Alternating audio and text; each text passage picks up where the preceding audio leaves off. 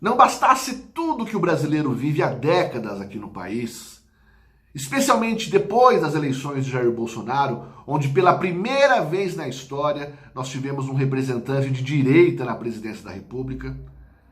E agora, nos últimos dias, nas últimas semanas, o combate vem se intensificando contra o nosso presidente, atacando a ele e a todos que estão ao seu redor, aos seus apoiadores. Nem que para isso o Brasil caia num abismo sem fim. E Sérgio Moro, para dar pitacos de terror nessa história toda, não se contentou em pedir demissão ao vivo para a imprensa, ao invés de pedir para o seu chefe, não se contentou a ir à Globo, ao Fantástico, em diversos órgãos da extrema imprensa, e agora a última dele é a entrevista que ele deu para a Cruzoé, né? Alguns pontos da entrevista ali, você pensa, puxa vida, mas eu jamais imaginaria que o Sérgio Moro pensasse ou sentisse tudo aquilo que ele falou. E eu vou falar sobre tudo isso, meus amigos. Sobre alguns pontos mais importantes e a incoerência do discurso, da narrativa do Sérgio Moro. Aliás, acho que o Mandetta saiu muito melhor do que ele. Porque o Mandetta nunca falou para o público algo que ele, diferente daquilo que ele pensava, pelo menos na hora que o circo fechou mesmo. E é diferente do Sérgio Moro, porque a gente pega as entrevistas dele, que é isso que eu vou fazer nesse vídeo, eu vou confrontar algumas declarações públicas dele, que bate de frente com o que ele está querendo dizer agora, depois de ter saído do governo. Isso, para mim, é óbvio que a gente não sabe o que está na cabeça das pessoas, né? Mas isso, para mim, soa como um rancor, uma raiva, uma forma de atingir ao presidente da República. Ele diz, inclusive em seus tweets, que ele não tem a intenção de destruir ou de causar alguma confusão, em si tecer críticas, né? Mas nós vamos debater sobre isso. Meus amigos, quem é inscrito antigo aqui no canal sabe que eu sempre fui um admirador do Sérgio Moro. Eu não sei se eu sou tonto, eu não sei o que acontece, entendeu? Mas eu sempre gostei muito dele. E eu não apaguei nenhum vídeo que eu fiz elogiando o trabalho dele no passado. Até para que as pessoas que venham a conhecer o nosso trabalho aqui no YouTube saibam como é o desenvolvimento desde o início do canal, que é recente, tem 1 ano e meio aproximadamente, né? Então eu gostava do Sérgio Moro, entendeu? A gente sabe que ali ele não tinha o traquejo político, ele insinuava ali algumas pautas que a gente sabe que não é o que a gente pensa para o nosso país, mas como ministro da Justiça, eu realmente acreditei que ele poderia fazer um bom trabalho, tá? Então eu acreditei, eu gostaria que vocês comentassem aqui se vocês pensam ou pensaram mais ou menos igual a mim, se vocês acreditaram nele ou se vocês desde o início pensavam que ele daria aí com uma facada na costa, não só do presidente, mas também do povo brasileiro. Pois bem, meus amigos, nessa entrevista que ele concedeu para a Cruzoé, ele cita alguns pontos aqui que eu quero confrontar com outras declarações que ele fez em outros momentos da sua carreira, por assim dizer.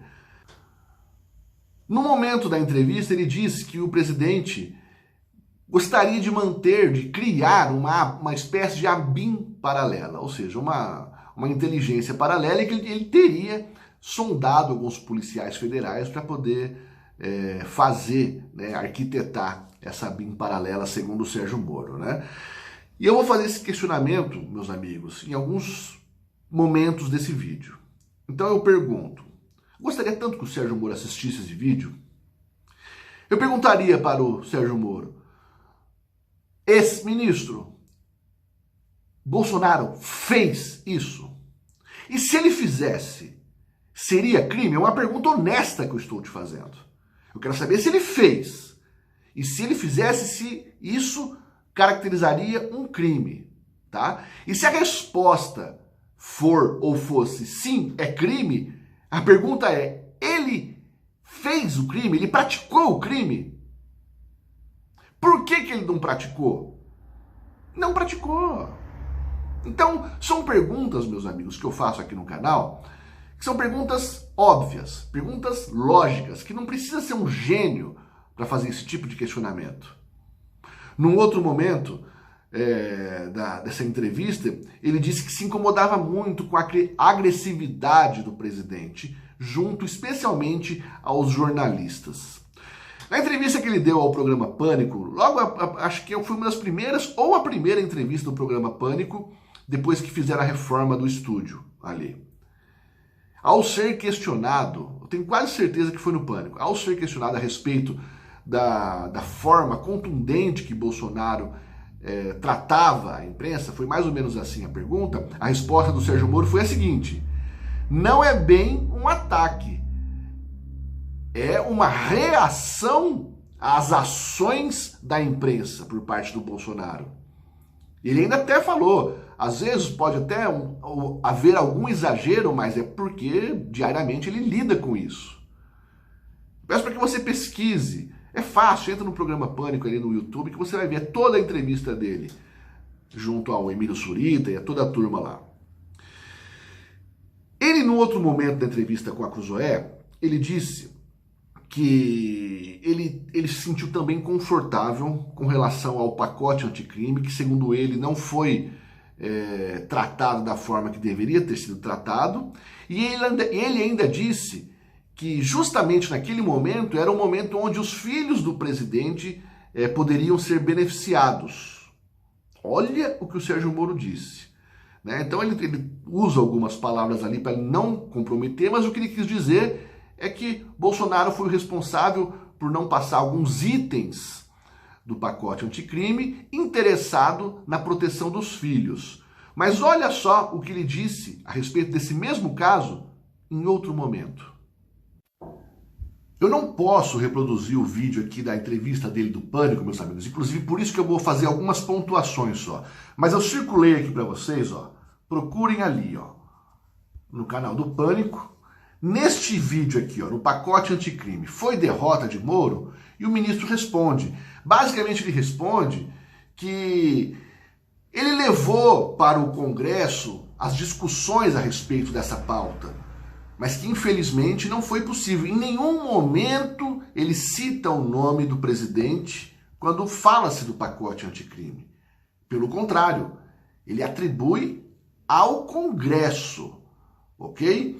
E eu até quero aproveitar esse momento, porque vocês poderiam pensar assim, poxa vida, mas seria difícil para o Moro tornar público, né, as opiniões dele, que sejam divergentes do presidente, enquanto ministro da Justiça. Meus amigos, é e não é verdade isso. Por que eu digo isso?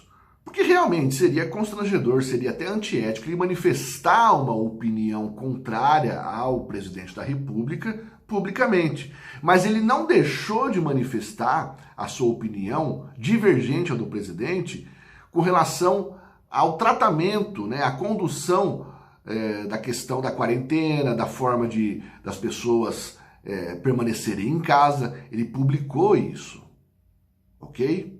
E outro detalhe também que me faz pensar que não é o caso é o fato de que ele afirmar o contrário. Então ele poderia silenciar.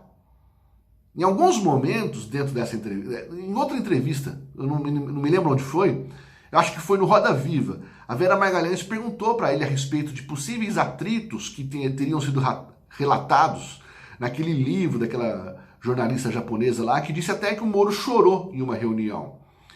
E a resposta do Sérgio Moro, basicamente, disse que sim, que havia sim confrontos de ideia entre ele e o presidente, mas que jamais houve um exagero ou um gritar com o outro. Palavras do Sérgio Moro, entendeu?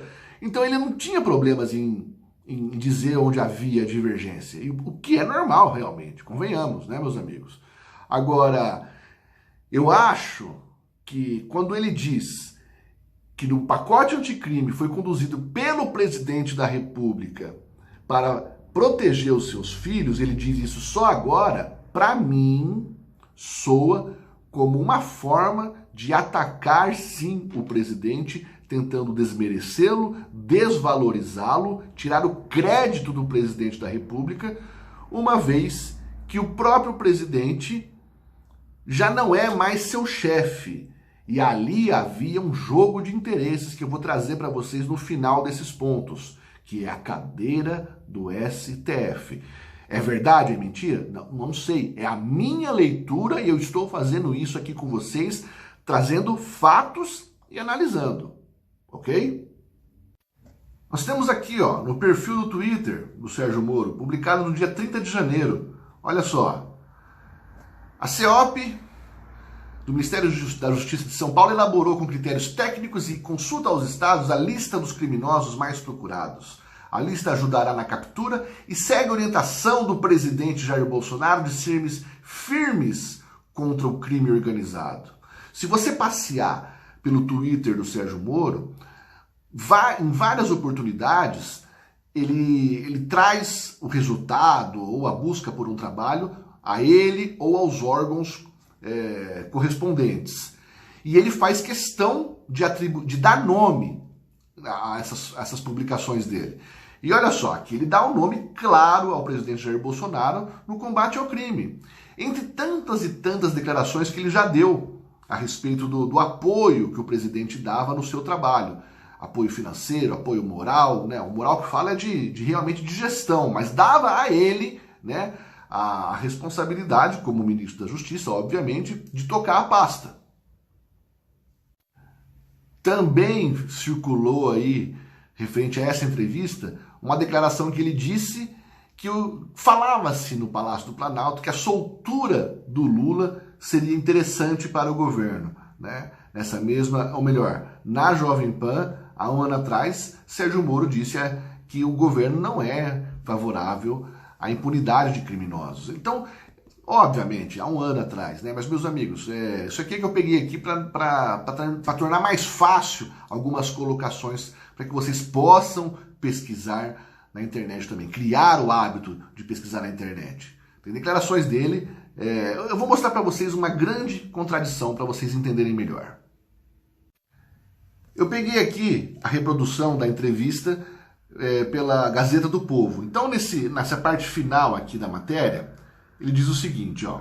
Ao ser questionado sobre a falta de reação durante a reunião ministerial do dia 22, Moro afirmou que havia pouco espaço para o contraditório do governo e criticou a vontade de Bolsonaro de armar a população.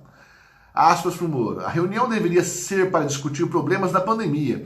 E o que foi discutido da pandemia ali foi basicamente armar a população para se opor a medidas de isolamento e quarentena, que é algo extravagante, para dizer o mínimo, disse o Moro. Mas olha só. Aí a gente pega aqui e fala assim, ó. A Gazeta do Povo diz, mesmo achando a medida extravagante, no dia seguinte, Moro assinou a portaria que Bolsonaro se referia na reunião com novas regras sobre armamento.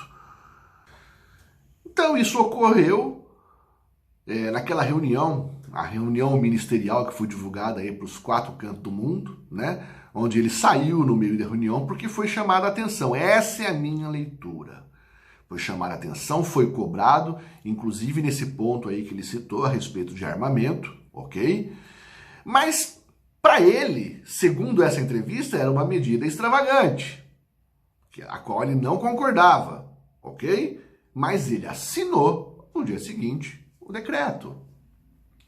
Então, ele, me parece, fica claro para mim, né, meus amigos? Como eu falei, eu não estou na cabeça dele, não dá para saber. Mas a minha leitura é que é claro que não são esses os motivos que fizeram ele sair do governo. Foram motivos realmente pessoais e isso fica claro quando ele fala da questão da biografia dele. Mas não exatamente pelos motivos que ele alega, e sim por outras questões. É o ego. Ele não conseguiria fazer um trabalho ali absolutamente dele. Ele ia sim, obviamente, isso eu não tenho problema nenhum em falar isso, ele ia sim ter que responder e seguir as ordens do presidente da República. Afinal, a gente não votou no Sérgio Moro, a gente votou no presidente. Então, aquelas questões de falar de interferência na Polícia Federal, eu já acho que é a 3ª ou 4ª vez que eu vou falar nesse canal aqui. Todo mundo fala, mas por que Bolsonaro queria nomear alguém para a chefia da Polícia Federal? A pergunta que deve ser feita não é essa, meus amigos. A pergunta que deve ser feita é o seguinte: por que Sérgio Moro não queria trocar o seu ocupante na chefia da Polícia Federal? Ah, então, mas o Bolsonaro queria colocar um cara da confiança dele. o que é óbvio, né? Agora, vocês já pararam para pesquisar qual é o tempo de relacionamento, não é nem de amizade, mas de relacionamento, há quanto tempo se conhece Bolsonaro e Ramagem e há quanto tempo se conhecem Sérgio Moro e Valeixo? Se você fizer essa pergunta, meus amigos, eu acho que é muito mais suspeita a posição do Sérgio Moro do que do próprio presidente da República, ok?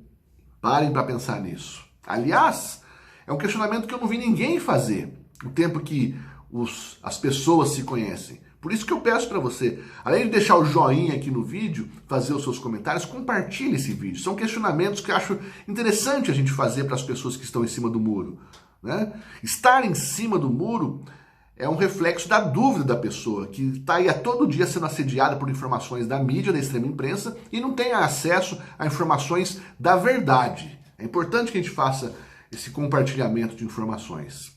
E para corroborar com tudo isso que eu estou falando, vai ser a segunda ou terceira vez que eu mostro essa imagem nesse canal. Tudo o que se fale contra ou a favor do Sérgio Moro, sobre as razões pelas quais tudo isso vem acontecendo, eu acho que a gente pode resumir neste print da conversa com a Carla Zambelli que ele teve, onde ela vem aqui pedindo, pelo amor de Deus, para ele permanecer no governo, para não sair, fala tudo, entendeu? Aí o que acontece? No final, essa aqui fica clara, pelo menos no meu entendimento, as intenções do Sérgio Moro, as verdadeiras intenções do Sérgio Moro. Se o presidente anular o decreto de exoneração, ok. Então, o que isso quer dizer, meus amigos? Não precisa ser gênio para chegar a essa conclusão. Pelo menos formação de opinião. Vamos ser cuidadosos com as coisas que a gente fala aqui, né? E não estou sendo irônico, estou sendo sincero, né? Eu não consigo chegar a uma outra conclusão usando a minha inteligência para entender o seguinte. Quando o Sérgio Moro diz a Carla Zambelli que se o presidente derrubar o decreto da exoneração, para ele, ok, ele permanece no governo. Ou seja, todo esse desconforto que ele diz ter sentido durante o governo, todas essas inconformidades que ele diz que ele via, todas essas suspeitas que ele diz que ele via, todos esses incômodos que ele tinha no governo Bolsonaro, não seriam razões, então, para que ele deixasse o Ministério da Justiça. Ele permaneceria com uma única condição. Nesse texto ficou claro. Bastava ele derrubar a exoneração do Valeixo. Simples assim. Então, de duas uma. Ou o Valeixo é mais importante que a sua própria biografia, entende o que eu quero dizer? Ou tudo isso que o Sérgio Moro vem dizendo é mentira. Não tem outra explicação. Eu não consigo encontrar uma outra explicação. Eu estou tentando até fazer aqui uma defesa do Sérgio Moro. Eu não consigo defender ele.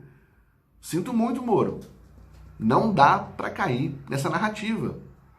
E com tudo isso que você vem provocando, na minha opinião, é mais um ataque não ao presidente, e sim ao brasileiro, ao país, à nação, à pátria.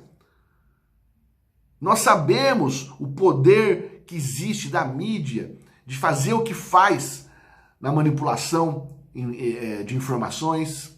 A gente sabe do poder da esquerda, a gente sabe que nós temos aí todo um sistema que foi construído e ocupado por governantes esquerdistas. Nós temos um STF que tem toda uma indicação dos governos petistas, assim como o Congresso, né, o Senado, a Câmara. Então é complicado a gente conseguir fazer com que um presidente da República, pela primeira vez de direita no país, consiga governar, e quando você que deveria estar ali, ainda que de repente algumas divergências deveria estar apoiando, não só abandonou o barco, como sai atacando com narrativas. Agora, nós temos um grande problema, uma grande batalha que está sendo travada, que é o sistema criou agora um novo mecanismo e perigoso para tirar Jair Bolsonaro do poder, que é esse inquérito ilegal das fake news, que não querem traçar um mapa, fazer um mapeamento de notícias falsas, e sim querem traçar quem são os apoiadores de Bolsonaro e tentar emplacar, ao meu ver, um cenário onde coloque-se que essas pessoas são beneficiadas financeiramente pelo governo. Se fosse realmente a busca incansável por notícias falsas, o que vocês acham que seria, que é o que aconteceria? Quais seriam as consequências de uma publicação como essa? O próprio Sérgio Moro, eu poderia colocar um monte de notícias falsas que fizeram contra o Sérgio Moro enquanto ministro da Justiça, antes disso, depois disso, várias coisas que a extrema imprensa noticia de forma errada, mentirosa. Mas vamos pegar o Sérgio Moro. Então aqui, ó, uma situação que ele viveu em 15 de abril. Editorial da Folha de São Paulo de hoje, equivocado sobre meu posicionamento contra as prisões e o coronavírus. Publicado abaixo, direito de resposta. Agradeço. Entendeu?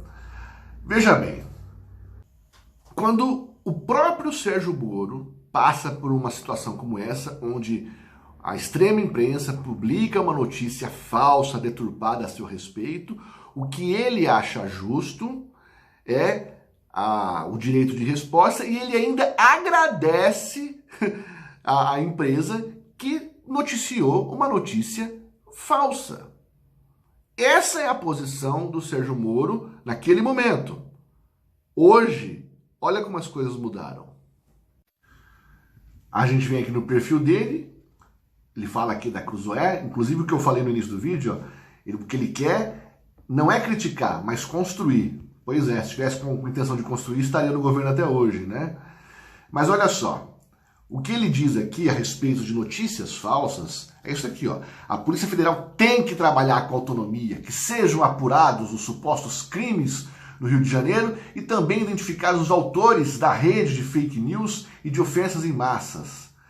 Diante de denúncias de interferência da Polícia Federal, o ministro Alexandre manteve os delegados que estavam na investigação. E coloca aqui o print, onde o Bolsonaro pediu para que ele visse essa situação que hoje está ocorrendo, onde influenciadores digitais, obviamente apoiadores de Bolsonaro, estão sofrendo com essa situação. Você não gosta do Bolsonaro? Você é de esquerda? Agora, você acha certo que a polícia deveria, então, ir atrás dos influenciadores de esquerda? Isso está ocorrendo? Na CPMI das fake news, tem algum influenciador de esquerda lá?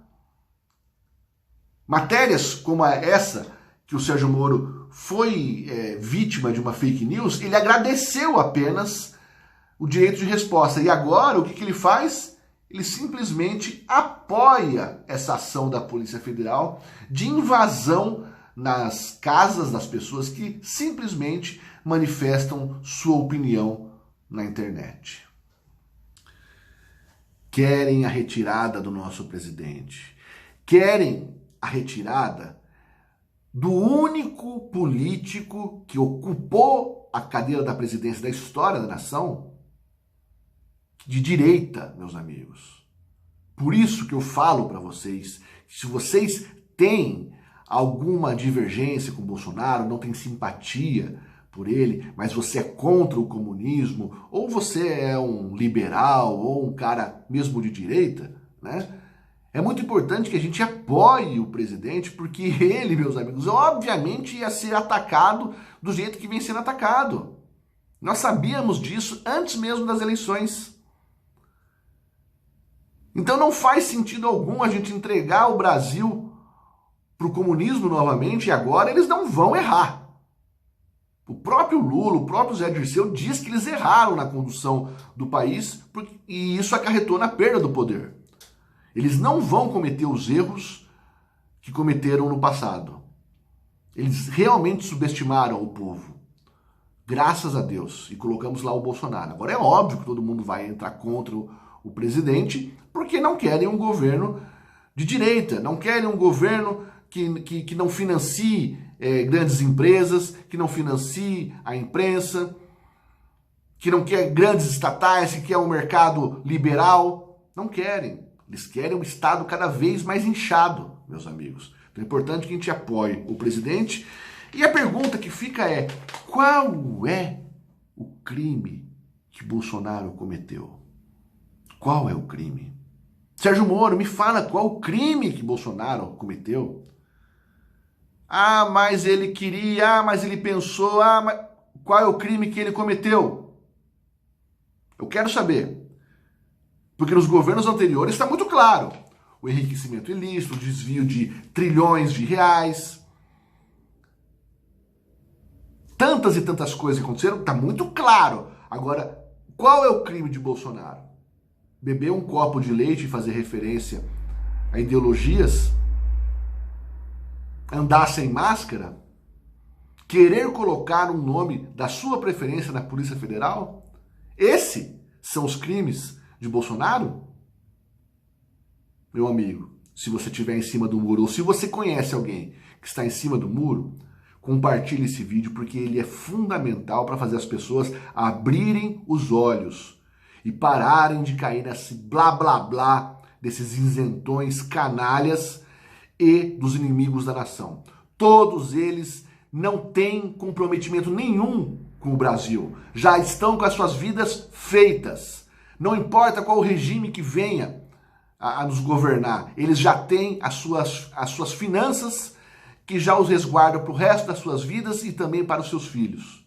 Nós, povo do Brasil, precisamos de um país próspero para poder aí tentar de alguma forma assegurar o futuro de nossas famílias. Pense nisso. Tamo junto.